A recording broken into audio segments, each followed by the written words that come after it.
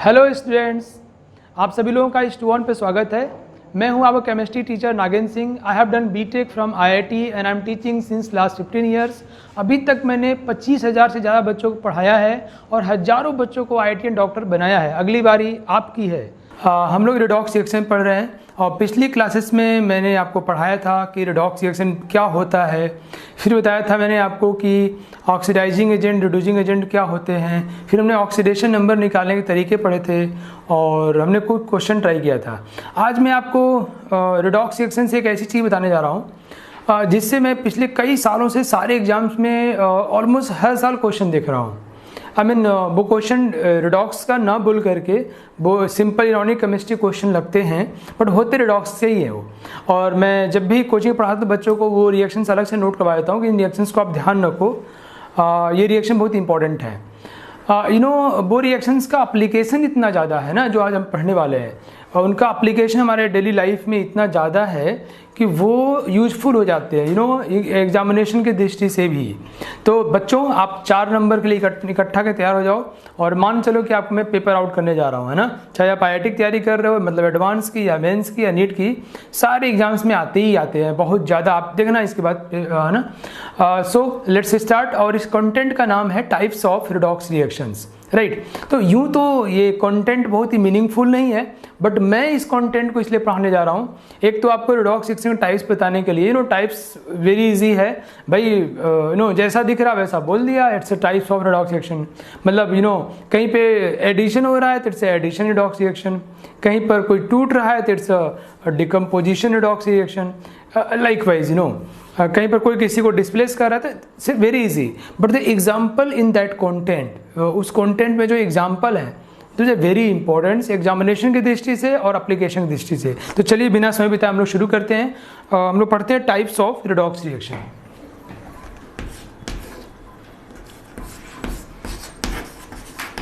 Types of redox reaction.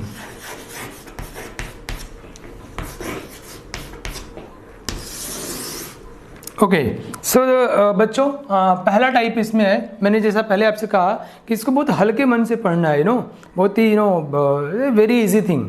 जैसा दिखा वैसा रिडॉक्स रिएक्शन, है ना। बट उसमें जो एग्जांपल्स हैं, दो examples are important. Okay, the first one is combination redox reaction. Combination redox reaction, तो जैसा कि नाम सजेस्ट कर रहा है बच्चों, यहाँ कॉम्बिनेशन होता है। जैसे एग्जांपल है मैग्नीशियम प्लस नाइट्रोजन, ये कंबाइन करते हैं और बन जाता है मैग्नीशियम नाइट्राइड। यहाँ पर मैं आपको बैलेंसिंग नहीं सिखा रहा, वाई, बिकॉज हम लोग balancing of redox reaction just 1-2 lecture बाद पढ़ेंगे, तो there will get the expertise over that. Now let's see here, magnesium देखो ऑक्सीडेशन में कितना बच्चों 0, यहाँ कितना हो गया है +2, क्योंकि अल्कलीन अर्थ मेटल है इसका हमेशा, तो 0 से +2 क्या हुआ इसका ऑक्सीडेशन। नाइट्रोजन यहाँ कितना बच्चों 0, नाइट्राइड हो गया ना, -3 हो गया, ये क्या हुआ इसका घट गया।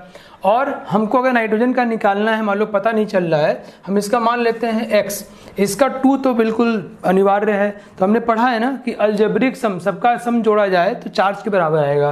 तो मैग्नीशियम कितना हुआ 2 और 3 मैग्नीशियम 3 + 2, और इसे कितना हो जाएगा 2x is equal to charge कितना है 0। So from here we can see x is equal to -3। तो हम लोग क्या देख रहे हैं कि नाइट्रोजन 0 से क्या हो गया -3, क्या हुआ इसका रिडक्शन।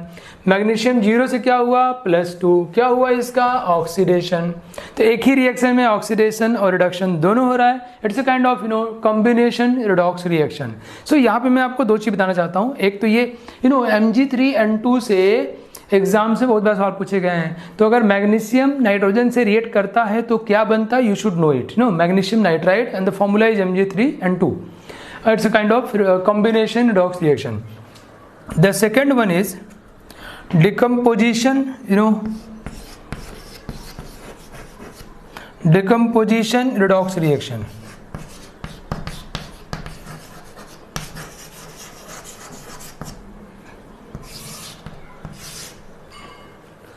एक कॉम्बिनेशन रिडॉक्स रिएक्शन हो गया। Now the second one is, I have good examples for you. Second one is decomposition redox reaction. सो जब कोई बड़ा मॉलिक्यूल टूट के दो मॉलिक्यूल में ब्रेक कर जाए और इसकी वजह से उनमें ऑक्सीडेशन रिडक्शन रिएक्शन हो जाता हो, it's a kind of decomposition redox reaction. So likewise here we can have an example which is given in NCERT, so that I am illustrating you here. मैं आपको यहाँ इसलिए बता रहा हूँ कि एनसीईआरटी में दिया भी हुआ है, बहुत ज़्यादा इंपॉर्टेंट भी है. मैं इसका बताया आपको Mg3N2 सॉल्व हो जाता है, टूट जाता है KClO3 को अगर गर्म किया जाए, ये हम लोगों ने मोल कॉन्सेप्ट में भी देखा था. बहुत इससे ना ऑक्सीजन निकाला जाता है. It is use to produce oxygen gas. देखो ऑक्सीजन गैस की इंपॉर्टेंस इतनी ज़्यादा है, तो गर्म करने पर टूट जाता है, बनता है KCl+O2. राइट. तो हम देख सकते हैं बच्चों कि यहाँ पर ये एक तरह का ऑक्सीजन का ऑक्सीडेशन नंबर और क्लोरीन का ऑक्सीडेशन नंबर चेंज हुआ है. कैसे? Let's calculate it. पोटेशियम का हमेशा कितना होना है? +1. सो ClO3 माइनस हम क्या ड्रॉ करेंगे? स्ट्रक्चर 1 2 3 4 5. क्लोरीन कितना है यहाँ पर? +5. यहाँ कितना है? ये +1 तो ये -1. सो +5 to -1 क्या हुआ इसका? Reduction. Yes no? Very nice. Oxygen देखो यहाँ पर कितना बच्चों? -2. यहाँ कितना हुआ? 0. बढ़ा या घटा? बढ़ गया, इंक्रीज कर गया. क्या हुआ इसका? ऑक्सीडेशन. तो KClO3 टूटा है, डिकम्पोज हुआ है ऑन हीटिंग, और उसमें एक स्पीसीज का Cl का रिडक्शन हुआ, ऑक्सीजन का ऑक्सीडेशन हुआ. It's a kind of redox reaction. So it's another decomposition redox reaction. Decompose हो गया, टूट गया. एक तो बहुत सिंपल सी बात है, जो लिखा वही समझना. दूसरा एग्जाम्पल, ये एग्जाम्पल आपको याद होना चाहिए. Okay. Now the third one is, it's another very important reaction, displacement redox reaction. Third one is displacement redox reaction.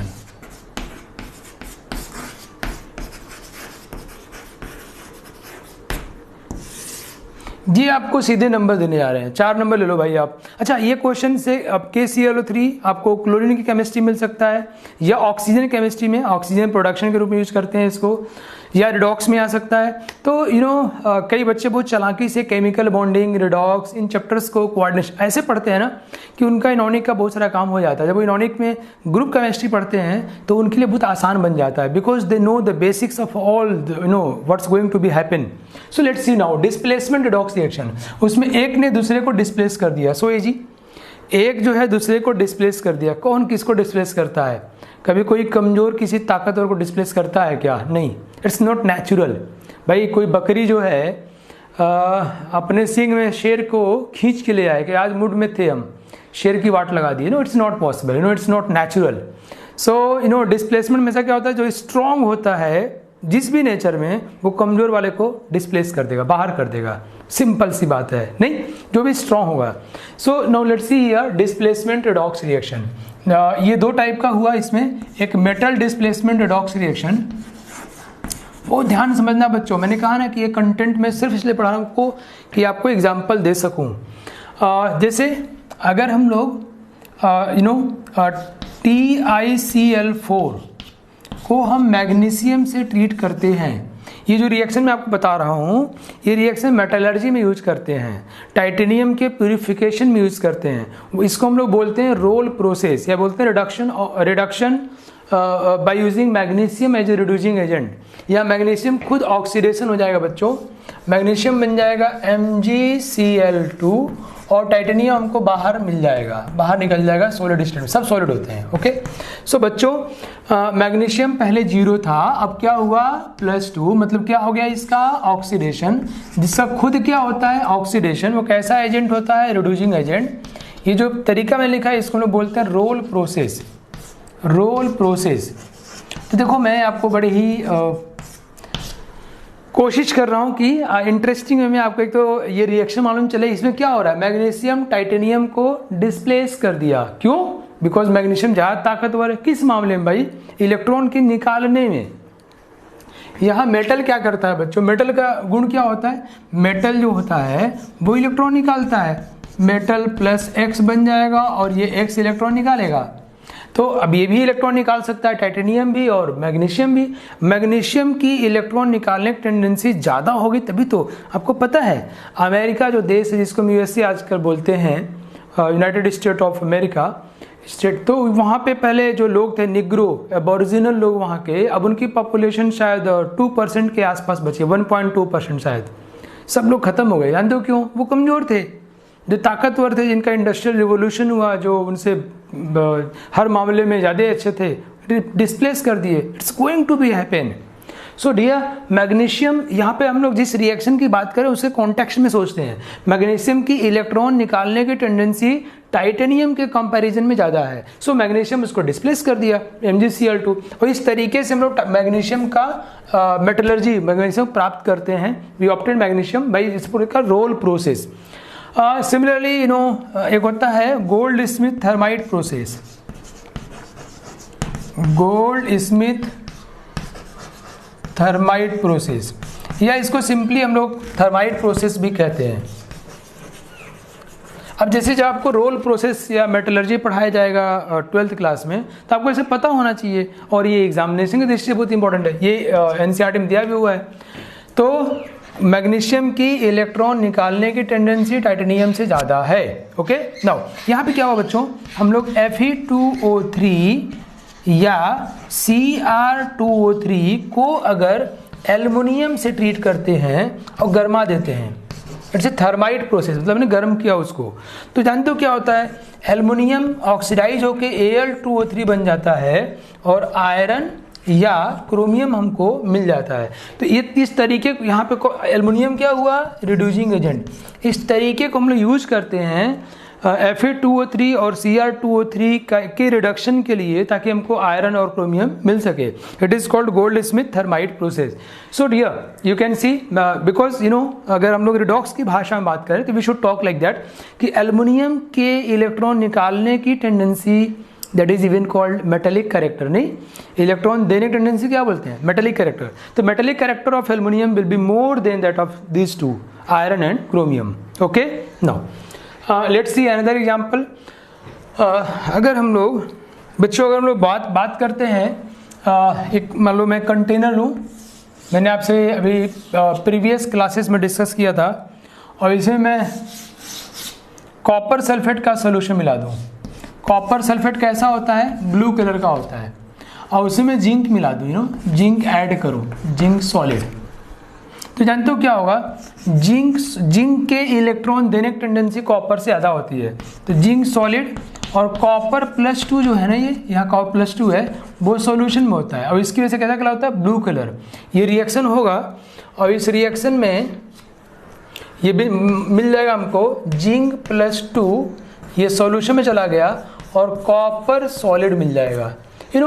ये सॉल्यूशन फिर कलरलेस हो जाएगा। इसको डालते ही सॉल्यूशन कैसा हो जाएगा? Colourless. This solution will be colourless. जो पहले ब्लू कलर का था, अब वो सॉल्यूशन रंगहीन हो जाएगा। नाउ ये इसकी बात की जाए, हम लोग फिर से इस पर सोचा जाए, इसका मतलब ये हुआ कि जिंक के इलेक्ट्रॉन देने की टेंडेंसी, मतलब जिंक का मेटेलिक कैरेक्टर, तो जो इलेक्ट्रॉन देता है उसका खुद क्या होता है? ऑक्सीडेशन। दूसरे क्या करता है? रिडक्शन। तो जिंक यहाँ क्या हो गया बच्चों? जिंक हो गया यहाँ पर इलेक्ट्रॉन दे रहा है, रिड्यूसिंग एजेंट। खुद इसका क्या हो रहा है? ऑक्सीडेशन। तो we can talk like this in redox that zinc has more tendency to remove electron, more tendency to get oxidize. Zinc की ऑक्सीडेशन की टेंडेंसी ज़्यादा है इन कंपैरिजन टू कॉपर। ये हमको ऐसा मिल जाएगा। अगर हम लोग यहाँ पे टेस्ट करते हैं जिंक +2 है कि नहीं, तो अगर इसे हम पास करते हैं बेसिक मीडियम में भी H2S, आगे आप लोग इक्विलिब्रियम में पढ़ेंगे कि बेसिक मीडियम लेने पर ये सल्फाइड का कंसंट्रेशन थोड़ा बढ़ जाएगा। तो बेसिक मीडियम में थोड़ा H2S मिला दिया जाए तो हमको जिंक सल्फाइड का वाइट प्रेसिपिटेट मिल जाता है। मतलब अगर हमें टेस्ट करना चाहें कि जो हमने ये कॉपर सल्फेट में जिंक मिलाया है तो जिंक +2 सॉल्यूशन में आया कि नहीं, तो अगर जिंक +2 सॉल्यूशन में होगा तो वो सल्फाइड से रिलेटेड क्या बनाएगा? Zinc sulphide. जिंक सल्फाइड कैसा होता है? वाइट। तो नीचे वाइट रंग का प्रेसिपिटेट बन जाएगा। ओके, सो बच्चों हमने बेसिक मीडियम में इसका क्या उद्देश्य है आगे बताया जाएगा। बेसिक कॉमन आयन इफेक्ट्स हम लोग समझते हैं। सो बेसिक मीडियम में H2S मिलाते हैं तो जिंक सल्फाइड का हमको वाइट प्रेसिपिटेट मिल जाएगा, जो इस बात को प्रमाणित करता है। ये तभी बनेगा जब जिंक +2 होगा, कि इसमें जिंक मिलाने से जो जिंक मिलाया था हमने अब वो जिंक +2 में कन्वर्ट हुआ। अब कॉपर +2 को चेक करने के लिए हम लोग अगर H2S मिलाते हैं बच्चों तो हमें कॉपर सल्फाइड नहीं मिलता। ये होता है ब्लैक कलर का, ये ब्लैक कलर का होता है, लेकिन ये हमको इस रिएक्शन में नहीं मिलता है। इसका मतलब ये हुआ कि सोल्यूशन में कॉपर +2 नहीं है। अगर हम लोग केमिस्ट्री की भाषा में बहुत डूब के बात करें, माइन्यूटली बात करें, तो ये देखो ये इक्विलिब्रियम है। ऐसा नहीं होगा कॉपर +2 0 हो जाएगा, लेकिन ये रिएक्शन फॉरवर्ड डायरेक्शन में इतना ज़्यादा चला गया, इधर इतना ज़्यादा चला, कॉपर +2 बहुत कम हो गया, बहुत कम हो गया। उस सोल्यूशन कॉपर +2 है लेकिन बहुत कम है, इतना कम है कि बोले कॉपर +2 तुम हो क्या, ये पूछा अटेंडेंस लेने गया, कॉपर +2 आर यू देयर, कर नहीं आई एम एब्सेंट, मतलब है, और क्या बोल रहा है आई एम एब्सेंट, मतलब मैं इतना कम हूँ कि मेरी प्रेजेंस को मत कंसीडर करो। समझ में आया आपको? ये रिएक्शन इक्विलिब्रियम में है, लेकिन ये फॉरवर्ड डायरेक्शन बहुत ज़्यादा चला गया। मतलब we can say like this कि जिंक +2 में कन्वर्जन का रेट, कन्वर्जन का जो रेशियो है बहुत ज़्यादा है comparison to copper +2। Okay, so copper +2 ऐसा नहीं कि 0 है, बट इतना कम है कि अपना अटेंडेंस, अपना प्रेजेंस शो नहीं कर पा रहा है। Is that clear? सिमिलरली अगर हम इसी जिंक +2 की बात करें, कॉपर +2 की बात करें, अगर हम कॉपर ले लेते हैं सॉलिड और उसको Ag+ से ट्रीट करते हैं, Ag+ से सॉल्यूशन मिलाते हैं, तो यही कॉपर जो कि अभी यहाँ पर कॉपर +2 से कॉप बन गया था, अब यहाँ हीरो हो जाएगा।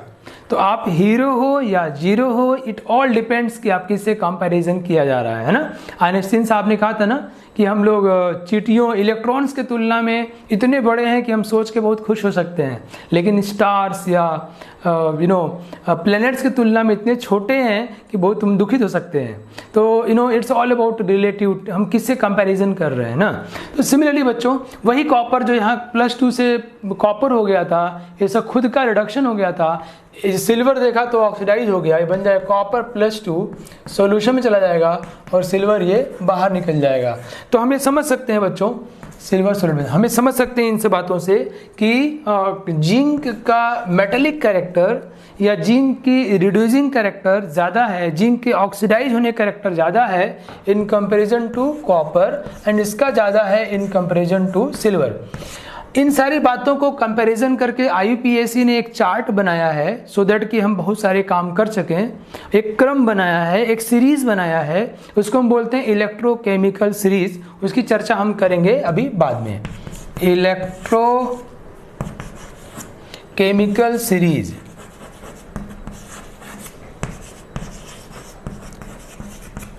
तो बच्चों मैंने आपसे क्या बताया कि इन मेटल की रिएक्टिविटी, जिंक की रिएक्टिविटी कॉपर से ज़्यादा है, कॉपर की रिएक्टिविटी सिल्वर से ज़्यादा है, किसकी रिएक्टिविटी कितनी ज़्यादा है, इन सबका एक सीरीज बनाया गया है, क्रम, वैल्यू दे करके। वैल्यू कहाँ से आया, क्या आया, विल टॉक अबाउट दिस। तो जो सीरीज बना, तो IUPAC ने बनाया, उसको हम क्या बोलते हैं, इलेक्ट्रोकेमिकल सीरीज। ये मेटल्स की, नॉन मेटल्स की सबकी रिएक्टिविटी को एक्सप्लेन करता है। ओके, सो बच्चों ये मुझे उम्मीद है आपको समझ में आ गया होगा। It's a beautiful example of metal displacement reactions. इनमें एक मेटल दूसरे मेटल को किस तरह से डिस्प्लेस करता है। Now let's talk about non metal case में रिएक्शन कैसे होते हैं। तो नॉन मेटल केस में ये रिएक्शन कैसा हो रहा है, डिस्प्लेसमेंट रिएक्शन।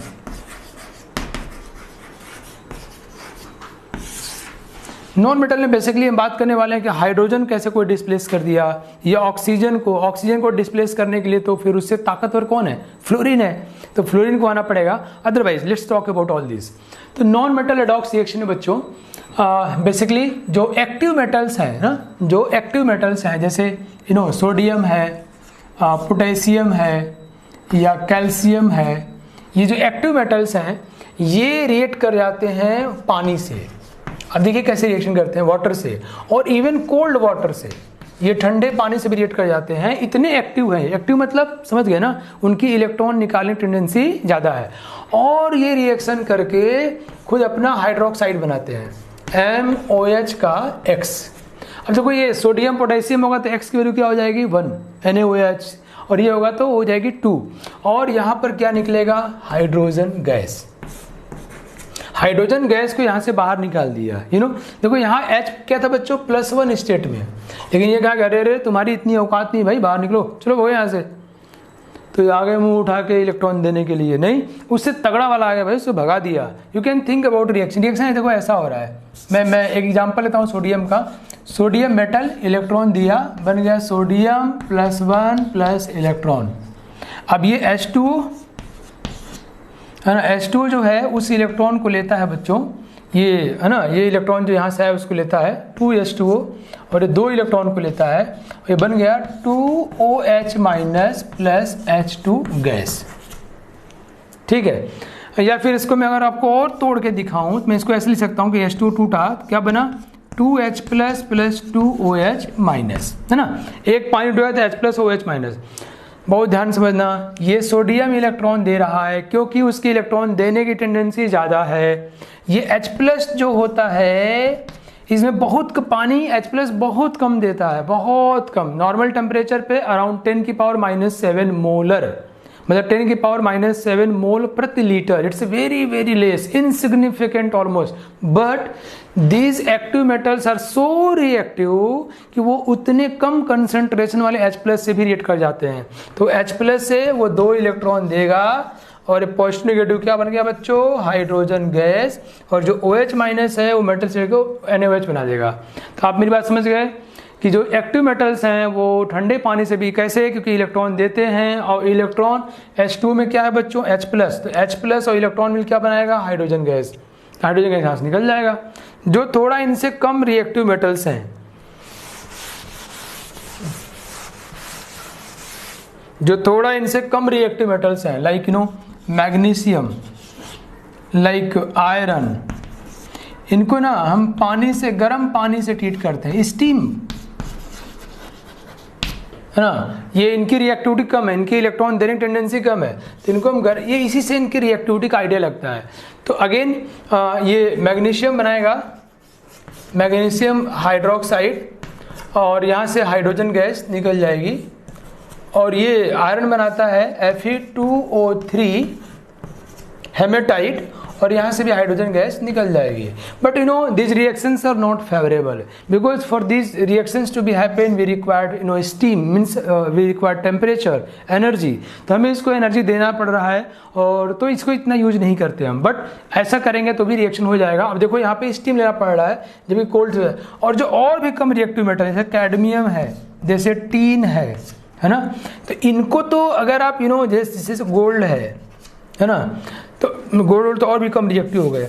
ये रिएक्शन इनका कैडमियम और टीन का, इनको अगर आप स्टीम से भी ट्रीट करो, स्टीम, तो भी नो रिएक्शन नहीं करते हैं। तो इनके रिएक्शन के लिए हम लोग एसिड यूज करते हैं, HCl यूज कर लिया एसिड, तो ये रिएक्शन दे देंगे। बात मेरी समझ आई क्या? तो ये सब रिएक्टिविटी ऑफ मेटल है बच्चों, है ना। तो HCl के साथ तो, या कोई H2SO4 के साथ तो हम लोग रिएक्शन करेंगे तो हाइड्रोजन गैस बहुत आराम से निकल जाए। क्यों? ये जो एसिड है ना, ये H प्लस देगा, और मेटल क्या देंगे, इलेक्ट्रॉन। हमने यहाँ रिएक्शन देखा ही है कि H प्लस, और अच्छा मिटा दिया, H प्लस इलेक्ट्रॉन क्या बन जाएगा, हाफ H2 गैस, राइट। सो हम अगर किसी एसिड के साथ मेटल को ट्रीट करें तो definitely we will have the hydrogen gas. We can see here बच्चों, हम देख सकते हैं कि अगर हम लोग मैग्नीशियम ले लें, अगर हम लोग मैग्नीशियम ले लें, या आयरन ले लें, या एल्युमिनियम ले लें, कोई भी ले लें ना, तो इन सभी से अगर ट्रीट करते हैं हम लोग एसिड को, HCl को, तो रिएक्शन करने पर व्हाट विल हैपेंस, हमको यहाँ क्लोराइड मिल जाए। कोई मेटल लें और ट्रीट करें तो क्या मिल जाए, क्लोराइड, MClX। जैसे यहाँ बन जाएगा MgCl2, FeCl2, AlCl3, और यहाँ क्या मिलेगा हमको, हाइड्रोजन गैस। अब कितना rate of production of hydrogen gas, rate is of production of hydrogen gas is proportional to reactivity of the metal, is proportional to reactivity of the metal. Metal की reactivity से मालूम चलता है हमको,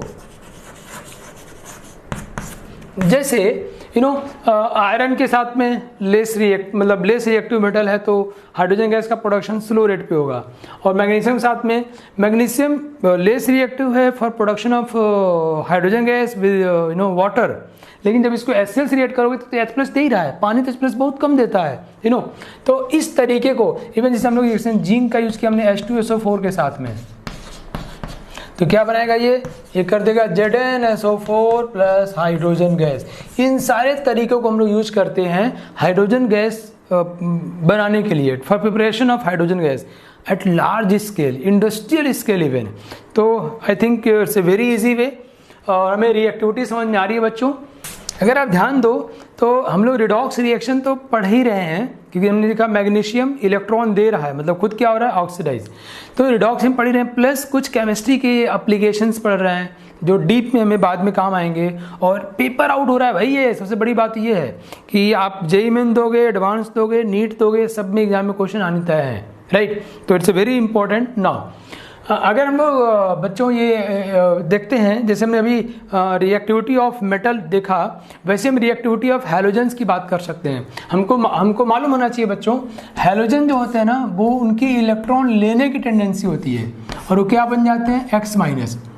क्या हो रहा है इसका, रिडक्शन। कोई भी हैलोजन है X2 मान लो, बन जाएगा 2X माइनस। क्या हो रहा है इसका, रिडक्शन। तो कैसा एजेंट होगा, ऑक्सीडाइजिंग एजेंट, है ना। तो रिडक्शन होने की टेंडेंसी सबसे ज़्यादा किसकी होती है, फ्लोरीन की। Not to be said, fluorine तो यार F माइनस ही बनेगा ना। फ्लोरीन को कोई मतलब फ्लोरीन सबसे ज़्यादा इलेक्ट्रोनिगेटिव है कि नहीं, किसी की औकात नहीं है भाई उसको छूने का, है ना।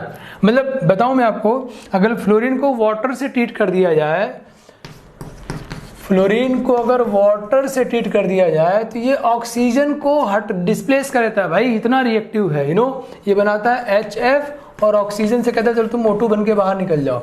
ये काम सिर्फ कौन कर सकता है, फ्लोरीन। हीरो यार, दादा है, दादा, समझ रहे हो आप। तो बाय द वे, तो फ्लोरीन की रिएक्टिविटी सबसे ज़्यादा क्या होने में, खुद रिड्यूस होने में, या क्या करने में, कैसे बिहेवियर में, ऑक्सीडाइजिंग एजेंट में। फिर कौन आएगा, क्लोरीन। फिर कौन आएगा, ब्रोमीन, एंड फाइनली आयोडीन। अब फ्लोरीन इतना ज़्यादा रिएक्टिव है, मतलब it's a highly exothermic, it's a highly exothermic, you can say it's uncontrolled. अगर कोई भी चीज़ हो जो कंट्रोल ना हो, जैसे कुछ बच्चे ऐसा करते हैं, जब पढ़ना शुरू किए तो वो लगातार कुछ ही बच्चे ऐसे रेयर होते हैं, 1-2 दिन तक पढ़ते रह गया कंटिन्यूसली। फिर जब सोना शुरू किया तो 1 हफ्ता सो रहा है, यार डिस्टर्ब है।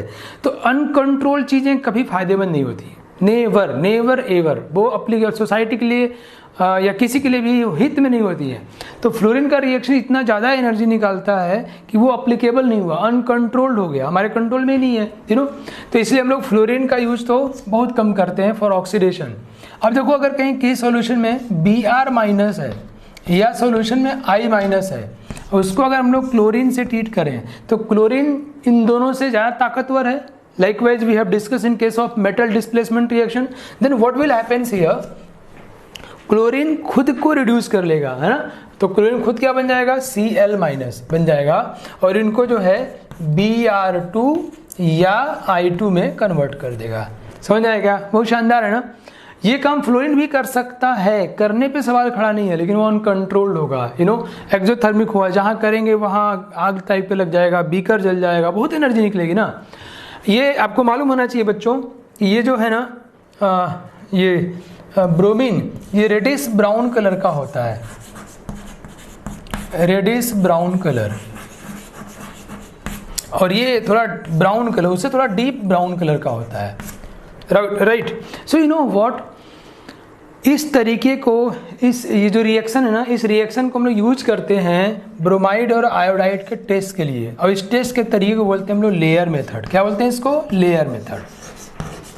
क्वालिटेटिव एनालिसिस में बच्चों इसको हम लोग डिटेल में पढ़ते हैं। अगर किसी सोल्यूशन में ब्रोमाइड या आयोडाइड होता है तो Cl2 से उसको ऑक्सीडाइज करके हम लोग पता करते हैं कि उसमें ब्रोमीन है कि आयोडीन है। कन्फर्मेटरी टेस्ट होता है ये, है ना।